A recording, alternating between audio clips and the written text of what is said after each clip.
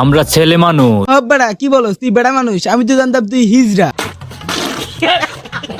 আমরা কেন মেয়েদের পিছনে ঘুরবো? না না, কি বলেন, আমরা কেন মেয়েদের পিছনে ঘুরবো? আমরা তো ঘুরবো তোদের মতন হিজড়াদের পিছনে। আমরা কেন মেয়েদের পিছনে ঘুরবো? তা মেয়েদের পিছনে ঘুরবো না তো তোদের মতন টাকলাদের পিছনে ঘুরবো? আরে বাপরে, যেভাবে তাকাই আছে মনে হয় আমারে খেয়ে ফেলবে।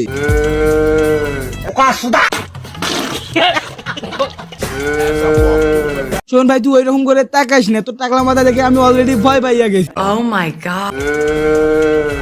আরে বাপরে, তুই তুই পারবি ভবিষ্যতে এনার মতন নাম কামাতে।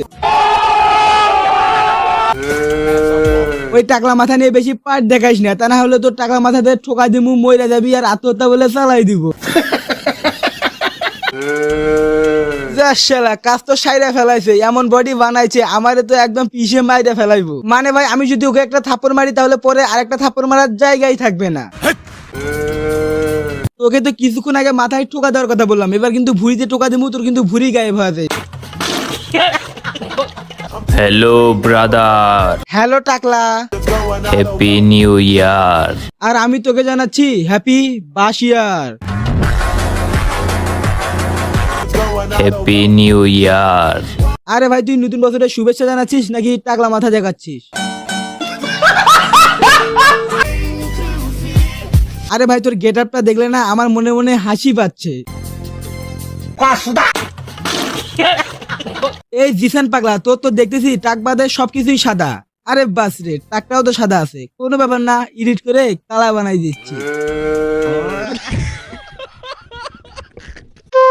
হ্যাপি নিউ ইয়ারের নামে নতুন বছরে কোনো অশ্লীলতা না হোক। নতুন বছরের নামে কোনো জিসান পাগলা যেন এই দেশে না থাকে।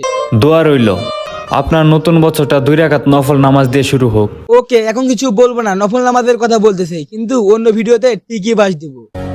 নতুন বছর আসে, বছর আবার শেষ হয়ে যায়, জানি আমরা, তাতে কি? আমার দুঃখ তো আমার কাছে থেকে যায়। দুঃখ কষ্ট কিছুই থাকবে না। সর্বপ্রথম তুই টিকটক করা বাদ দিয়ে গান দেখা শুরু কর, তাহলে কোনো দুঃখ কষ্টই থাকবে না। সকল মুসলিম ভাইদেরকে সোজা বলে দিতে চাই, সকল টিকটকারদেরকে সোজাভাবে বলতে চাই, এই পৃথিবীটা শুধু মানুষের জন্য তৈরি হয় নাই। এই পৃথিবীটা শুধুই টিকটকারদের জন্য তৈরি হয়েছে। এই পৃথিবীতে প্রত্যেকটা প্রাণীর শান্তিপূর্ণভাবে বেঁচে থাকার অধিকার রয়েছে। এই পৃথিবীতে টিকটকাররা স্বাধীনভাবে বাঁচতে চায়। আমিও যাব স্বপ্নের প্রবাসে। প্রবাসটা কখনো স্বপ্নের হয় না, প্রবাসে যা তাহলেই বুঝতে পারবি। পরিবারের মুখে হাসি, আর সফল না হয়ে ফিরবো না দেশে। কি বলিস, তুই সফল না? তুই তো একজন সফল প্রতিবন্ধী টিকটকার।